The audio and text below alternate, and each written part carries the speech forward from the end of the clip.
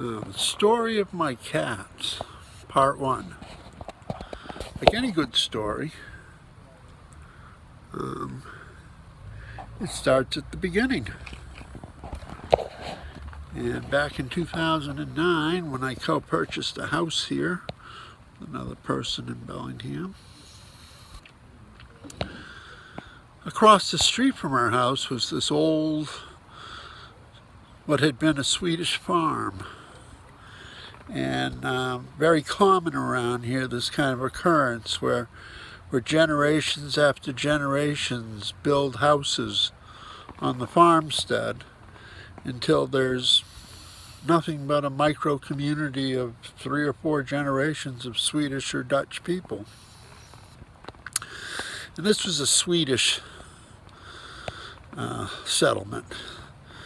And it consists of about 6 houses built on the farm, spanning at least 3 generations. And every night, near sunset, this very elderly woman with hair all the way down past her knees, white hair, would hobble out of her house holding a plate of tuna, and she was just so stiff and so fragile she couldn't even bend over. And the cat would be sitting on the roof of her car waiting, and she'd put the plate on the roof of her car in this little, carport. It wasn't really a garage, just a roof over her car. And then she'd take a stroll out to look at the flowers in the front of her yard, which would take quite a while for her to walk the 8 feet. And then she'd turn around and walk back. And by then the cat had the plate licked down and was on the trunk and cleaning up. But a very dear-hearted person, very sweet to the cat, always there for her. I sort of found it interesting. Didn't care much for her son and daughter or grandson or their children and everybody else that lived on the farm, but she was quite interesting. She was the elder of all that were there. Well, one night an ambulance came and took her away. And I didn't inquire with the rest of the family, what happened to her. And about a week later, her cat showed up, starving to death, when I fed my cats outside. So since she came to the name Tuna, which is what I called my cats to dinner with, I named her Tuna. I figured I'd just take care of Tuna, see if her mama came home. And her mama never came home.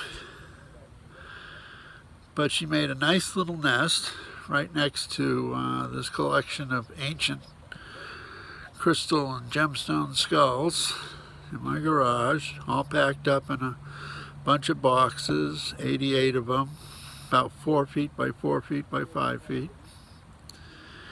And she gave birth to my boys. Now, I really don't know what makes these cats so special. Could be that Swedish woman. Could be her long-time relationship with the cat, which I learned had been her cat for about 15 years. Could have been the cat herself, who was notorious for having tons of litters in the neighborhood. But could have been that they were born next to this big pile of all these ancient skulls. And maybe it was because it was a late seasonal birth. They were born like on the cusp of Libra and Scorpio. But they're really something else. I've had lots of cats, and there's just something about this family that's really unique.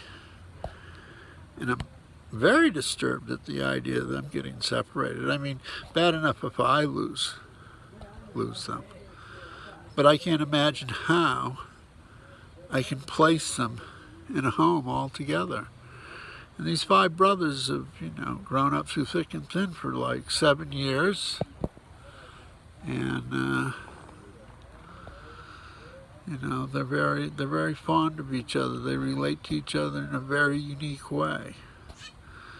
So So if any of you are real cat lovers out there like I am, I implore you to go to my my eBay site where I've been busily selling everything I own because I've been abandoned here in the state and I don't know how to drive.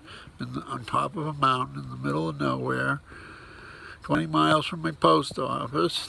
Gotta take a bus to get there. You know, and I've been selling all the stuff I own because there's nothing else to do with it. I can't leave town with it. On eBay at Magic #0 Circle. That's my handle, Magic #0 Circle. So you can go over there and you can cruise like the 300, 400 items we have up at any time. And you can buy something to help these boys remain together. Or you can just send me some money at my PayPal, which I think there's a link to underneath the tarot video that's still up. But I'm going to be really heartbroken if these boys not only get taken out of my protective custody, and I've put about $90,000 into keeping these cats safe for the past 7 years. Oh yeah, and their mother died like 4 weeks after they were born, and I promised her I'd take care of them, so that's been a burning issue for a long time. But spread words about this channel. Tweety is like the king spoiled brat of the bunch. That's why it gets to be his channel, and I guess we'll be doing some home videos here, some home movies soon. Go check out our eBay store, and if you like, send some money to help support these boys. They could really use some help, and at the moment I'm a little down on luck, it seems. So I would appreciate any help I can get. In the meantime, still looking for that beautiful Libra woman of 1967 birth. I'm the right guy for you, I really am. And I guess I got to expand the search out a little. Any woman that's crazy enough to come up here and rescue me and these cats and get us out of this God-forsaken town. I mean, it's beautiful. It's nature to the max, but people around here are really like flat on the intellect, okay? It's just like, it's like babysitter time, okay? Everybody's like beyond 7 years old is a rarity. So all you women out there, young and old, I don't care.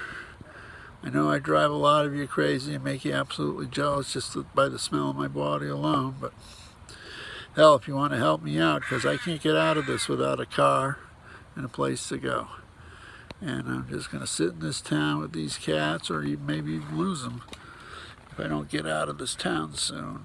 And hope the volume came out, because I think I just talked too soft, but we'll see. We'll see if this phone does better. So this is it for part 1. We'll pick it up a little while later. Running out of battery is the real issue. So blessed be everybody. You want to be with this crazy old witch? Just give me a call. 360-617-5777. Gregory.